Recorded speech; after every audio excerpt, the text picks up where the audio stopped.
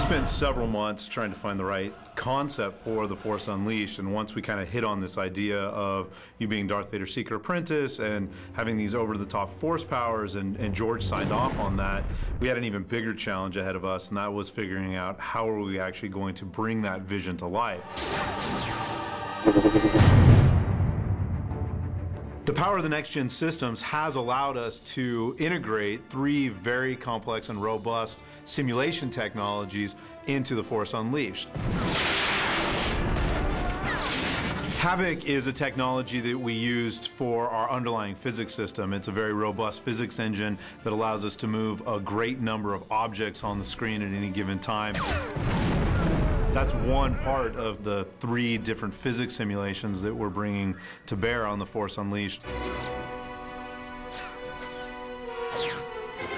Euphoria, which is one of the new technologies that we're integrating into the game, is actually true biomechanical AI. Euphoria is the tech that enables us to take an animated character, and when something unexpected happens or when they're being picked up into the air, they actually can reach for things, and it's second nature to the character. They have a sense of self-preservation, a sense of awareness, and what that does for the player is it ensures that no 2 reactions are ever the same.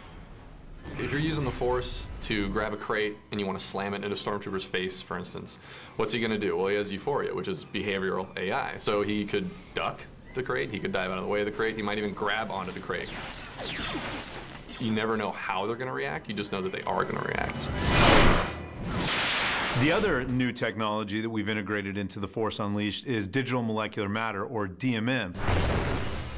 DMM is a way of simulating the substance of objects, sort of pretending that they're molecules, so that instead of moving parts, you have the material that it's made of. Things actually behave like they do in the real world. Glass will shatter like glass, metal will bend like metal, wood will splinter like wood. And that creates a very authentic and interactive environments and ensures, again, that you don't see the same thing twice. The difficulty came in getting all 3 of those systems, Havoc and Euphoria and DMM, to work together, because they're 3 very different simulations. Even though it was difficult, it was really important for us to focus on simulation-based gameplay, because we really feel that that does offer, you know, kind of new and unique experiences for the player. Simulation-based gameplay is essentially unpredictable. You don't know exactly what's going to happen. You start getting in this situation where you're losing a little bit of the control, and you don't exactly know how it's going to play out. Just to give you an example of how complex this gets, if I take a crate and I throw it into another crate, Havoc kind of tells the game everything it needs to know about that crate. Its mass, its size, when I throw it, the velocity that it's traveling at. However, if I'm to take that same crate and throw it at a Stormtrooper, now suddenly we have 2 different simulation technologies that need to talk to one another and know about each other.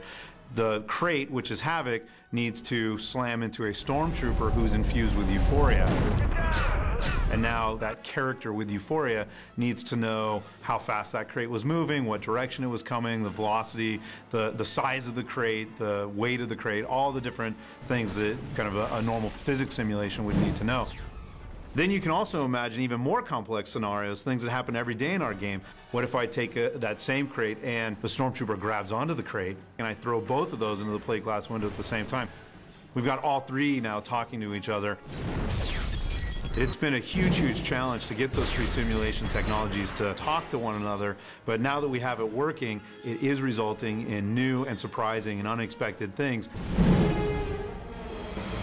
And this is what our QA team, the guys that play the game every single day and serve as the eyes and voice of the consumer, are discovering. The game is doing such a fantastic job of really bringing players into this Star Wars universe in a way that I think we've never really been able to do that previously with previous generations and without this kind of DMM and Euphoria tech. One of the original visions that we had at a concept art stage was having a large, almost albino white, evil-looking Rancor come pounding through the forest and actually separate and push apart some soft-body DMM. And the moment I saw that on screen, my eyes lit up and I said, all right, we're going to be able to do this.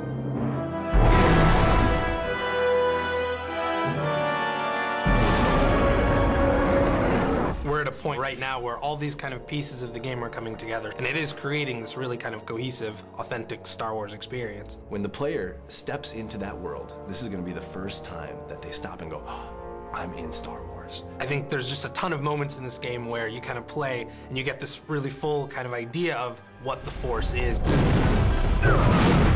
The way the game is set up, the way we're integrating those technologies, you're not playing something you've played before. You're literally playing something that has not been in a game before. So it's a lot of fun to explore that.